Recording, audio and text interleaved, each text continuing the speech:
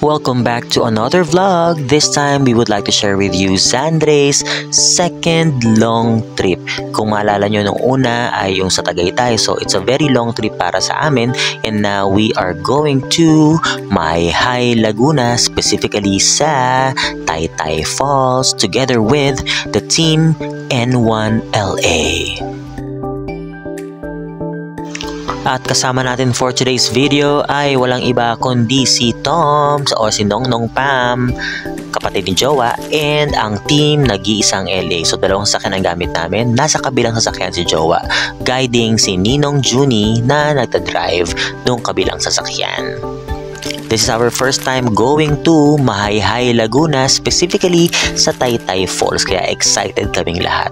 Medyo inabot na kami ng dilim dahil umalis kami around 4 or 5, kaya kailangan libangin ng bata dahil sobrang naglikot, excited din siya, natutuwa sa mga nakikita, at nung gabi medyo hindi naman nagtupak pero inaantok na kaya kailangan libangin. And eventually nakatulog din naman siya, ayan, bagsak. Napakalayo ng biniyahe namin. Hindi ko maalala kung ilang oras pero I think 3 hours mahigit, at yung dinaanan namin ay medyo madilim. Marami kami dinaan ng bayan and may mga times na pa-zigzag yung daan kahit madilim. Buti na lang napakagaling na driver ni Nongnong Pam. Ang galing-galing niya mag-drive as in. At nung dumating na kami sa apartment na aming tutuluyan, ayan na siya, gising at full of energy. O, diba? Hello po!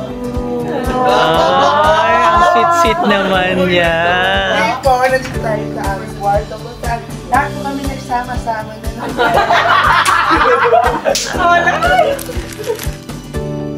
Matagal na actually nagpaplano ng outing ang Team N1LA pero sa sobrang daming dahilan hindi matuloy-tuloy. And by the way, ang mga Team N1LA ay mostly yung kasama namin nung araw na ito, no, ay yung mga matagal na namin kasama sa paggagawa ng costume, sa events, at sa lahat ng ganap na meron kami ever since bago pa kami naging magjowa ni Jowa, at hanggang ngayon kasama namin sila plus new additional members.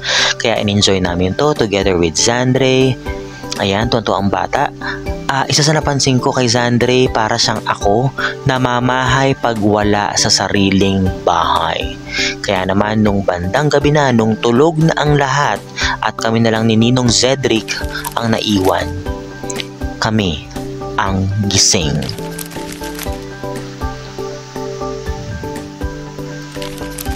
Kaya sa patulogin ko siya at pilitin ko matulog, in-enjoy na lang namin ang night namin together until the next morning. And yes, yung rash guard na yan, binili ko around 5 months pa lang siya, kaya nangangamba ko kung kasya pa.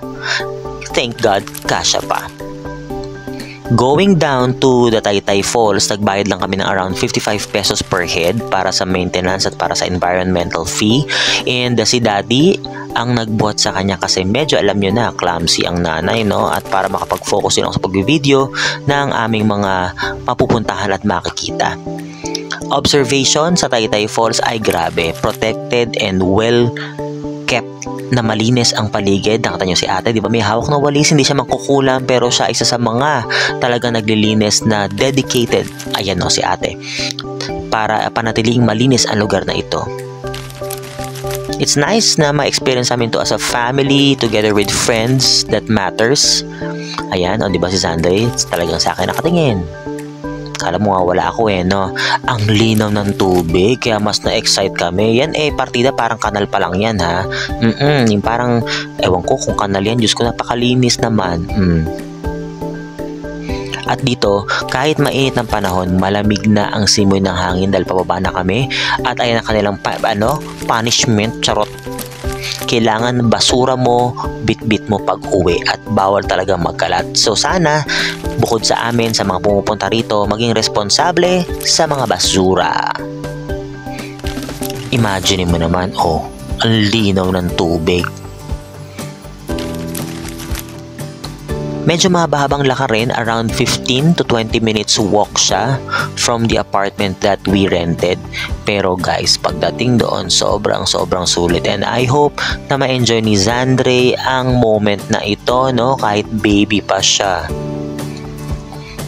Speaking of pag-iingat, Ayan, marami po akong dala dyan na protection ni Zandre. In my bag, meron akong cross galing sa Jerusalem and meron siyang suot na kalmen. Hindi namin inalis yun dahil alam nyo na, hindi naman masamang maniwala sa mga pamahiin. Nauna pala si Tom at saka si Cedric dito sa lugar na to para mag-secure ng place namin. And eto na nga, yung mismong falls. Pinagkaguluhan ng Team 1 LA kasi para kaming batch ng Miss Universe na dumayo sa Maya High Falls. Si Madam Rere ang humawak muna kay Zandre habang ako ay nagpipicture-picture at nagpi-video-video. And eto na siya. So Zandre, you were once here and sana habang lumalaki ka makaulit pa tayo. This is Mahayhay Falls, anak. Ang ganda, grabe. By the time dumating kami, medyo may mga tao na pero we were able to cherish and enjoy the moment kasi hindi pa ganun kadami yung tao. Ayun, nakita nyo yan, yung bababa ng falls, may mga nag-set up ng tent, ng tables, at dito sa part na to, hindi pa siya ganun ka-crowded, kaya ayan si Nongnong Pom, nakapagpa-picture pa dun sa mismong falls edge. Doon lang kami sa gilid, pumwesto, no? Ayaw namin sa baba, doon lang kami malapit sa falls, and doon tinry ko siyang i-dip doon sa tubig na yan, na parang kanal nga lang sa gilid. Ay grabe, nanginig na agad si Bebe, kasi sobrang lamig ng tubig na yan, ice cold. Ganun ko siya ma-describe. Hindi naman OA na parang iceberg type, no? So, I took a moment, nanghingi ako ng ilang minuto kay Daddy para makalusong, dahil alam niyo na ang sirenang ito, kailangan makaramdam ng tubig, and ayun na nga, dala ang aking cellphone na nakabalo sa plastic na bag, hindi ko alam kung natawag doon, basta yung case na parang waterproof. I took a dip sa tubig na napakalinaw, sobra-sobra. Naku, kung pwede lang si Zandre i-expose dito, ginawa ko na, pero alam ko manginginig siya. Sinamahan ako ni Bea kasi yung iba umakyat muna for a while para kumuha ng pagkain. Gusto kong magtagal kasi marunong ako lumangoy at sumisid, pero hindi ko magawa sa sobrang lamig ng tubig. Brain freezing. Tinry ko ulit. Wala pa rin, hindi pa rin kayang magtagal. Ganyan kalinaw ang tubig dito sa Mahayhay Falls, as in, kahit hindi mo isubmerge yung cellphone mo sa ilalim, makikita mo from the top yung ilalim pa rin. Makikita mo siya. And eventually, dumami yung mga tao. Ayan na, yung lugar namin na pathway and walking path, hindi na namin halos ma-enjoy kasi ang dami-dami ng tao na dumadaan. Hindi na pwedeng itabi at isarado yung daan na yun, no? Kasi kami mismo yung daanan. And yun lang, medyo ang bagal lang oras dito compared to kanina. O ayan, ganyan nakadami yung tao. Kaya mas maganda siguro kung pupunta kayo rito, agahan nyo. In-enjoy na lang namin yung moment namin. Dun sa gilid, o ayan, pak. Ang lakas ng entertainment value ng mga ito. So Daddy took a moment kasi nung umalis sila to get food, kami ni Sandre na iwan, natulog yung bata. So nung dumating siya, sakto, gising na si Sandre. Tinry namin kung matutuwa siya sa pag-swimming. Binili pa namin salbabida, salamat Shiapi, pero ito ang nangyari.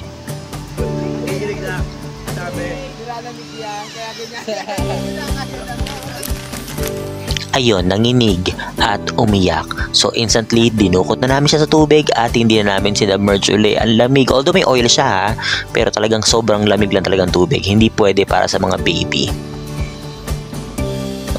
Tuwa-tuwa naman ang baby namin. Ay!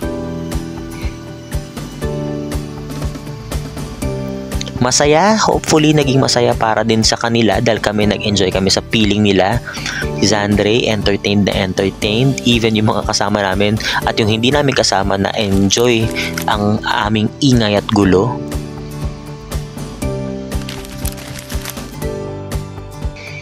So after a while, bago mag-lunch or I think lunchtime na to, umakyat na kami kasi dumadami na nga yung tao masyado and crowded na, very crowded na. And si Sandre giniginaw na rin kaya nag-decide na kaming bumalik na dun sa apartment. Ang sarap maging close with nature. Si Pam ang kumarga kay Sandre going up. Dalam niyo na ang mother, hingal-hingal. And pagdating namin doon, quick bath lahat, quick change, and we decided to enjoy the moment as a family. Kami mga nandito, si Pam, si Daddy, si Zandre, and me. Kumain kami ng lunch at salamat nga pala kay Ninong Junie na bukod sa nag-drive, nag-stay kasama namin at talagang nag-enjoy kami sa kwentuhan at sa kainan. Hindi ko alam sa batang ito, binibilang ko na magagandang laruan pero ang mga gustong kalikutin, plastic, bote, suklay, ay day, hindi ko na alam be anong bibili sa'yo.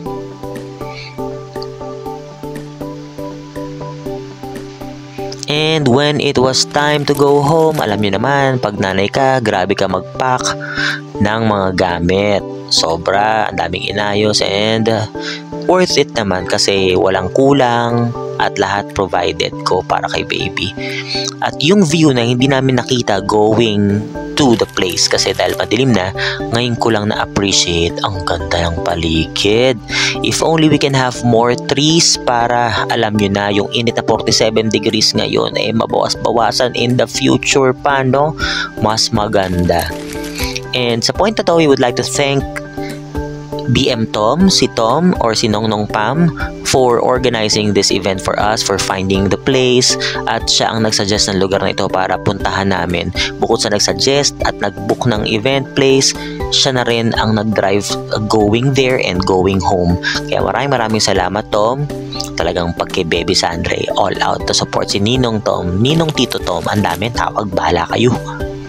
Salamat din sa N1LA Angels na simula noon hanggang ngayon ay kasama pa rin namin kayo sa lahat ng racket at saya at ligaya at hirap at dusa. May we share more memories together at sana madadagan pa tayo. Too bad, marami na nawala sa ating piling. Matahimik na ang kanilang mga kaluluwa. Charot, buhay pa naman sila. Thank you, Pam. At ayan sila, napagod sa swimming. Pati si Bebe, o kala mo nag-swimming. Parang ikaw yung pagod na pagod, ha? Sana na-enjoy mo, Sandre, ang moments natin sa Mahayhay Falls. And hopefully makabalik pa nga tayo when you grow up para ma-enjoy mo na ang pag-swimming at maikwento mo sa mga friends mo na napuntahan mo na ito uli. Thank you ulit Ninong Junie, Ninong Zedric, and Ninong Vince para sa outing na ito. And Daddy for taking time off para sa ating family. Until next time. We're home! Say bye-bye! Bye-bye, friend! Bye-bye! Bye-bye! Bye-bye, friends! See you next time! Bye-bye, friends! See you next time! Mwah! Kiss! Mwah! Mwah! Ikaw. Bagong tuturo. Flying kiss. Bye-bye. Bye-bye. Bye-bye. Ang galing naman. Tama na daw. Bye-bye. Bye-bye.